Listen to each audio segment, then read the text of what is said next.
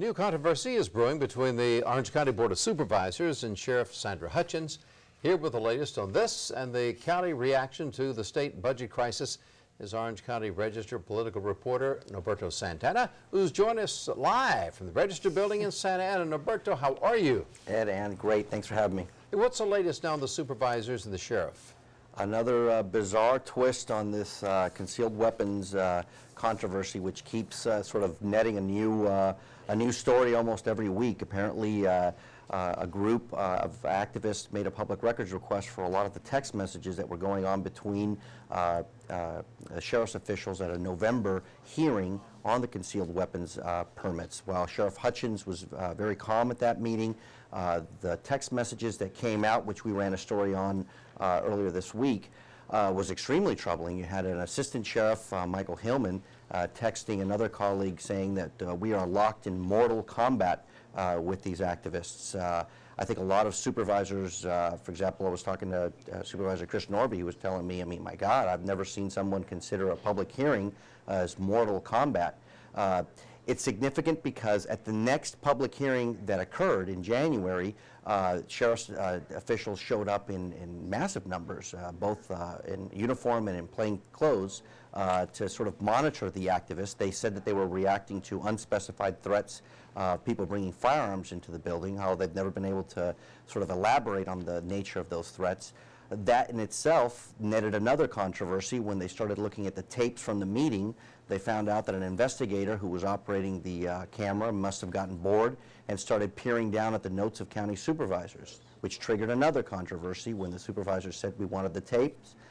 Sheriff Hutchins said that undercover officers were on there and she wouldn't give it up. The next thing you know, last week the supervisors got frustrated and voted basically to outsource security at their building, which is considerable. Yeah. Will they do that? And if so, you know, what's that going to prove? Well, I think that at one level what you have is an institutional battle. It's kind of one of these sort of high noon situations. In terms of what it will prove is to say to this sheriff, we are the Board of Supervisors, we run these meetings, and you in no way, shape, or form can do anything to intimidate them, and also the equipment that's used to monitor these meetings are our property. So I think more than anything else, again, it's an institutional battle, and you remember that with former Sheriff Mike Corona, there was lots of critique saying that the Board of Supervisors rarely did its function of acting as a balance and a check on the power of the sheriff.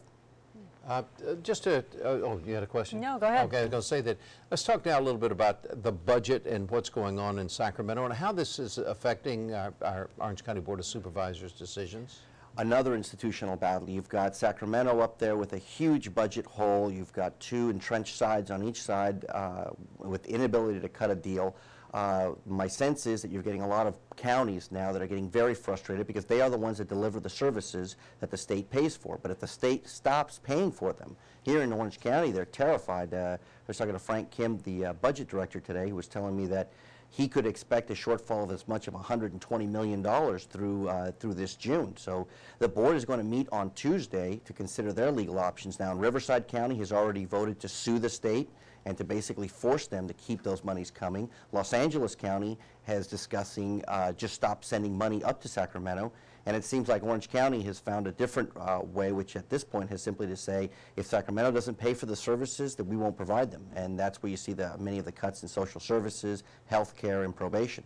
Which is also going to mean the loss of more jobs. Absolutely. Orange County already moved very quickly once they started to see this budget hole get deeper and deeper, and they laid off about 200 workers in social services, about 60 in probation. And my sense is if they continue to see that hole deepen, they will not hesitate to continue to move that way in what they call service reductions. How are the employee unions reacting to all of this?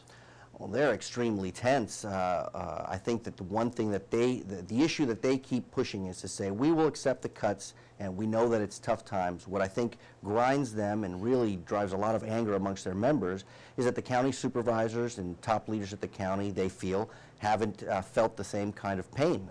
You still see county supervisors who get paid in excess of hundreds of thousands of dollars a year, still have very lavish pensions, 401ks, car allowances, and I think that the sense there for the unions is you cut yourself and then we'll keep cutting.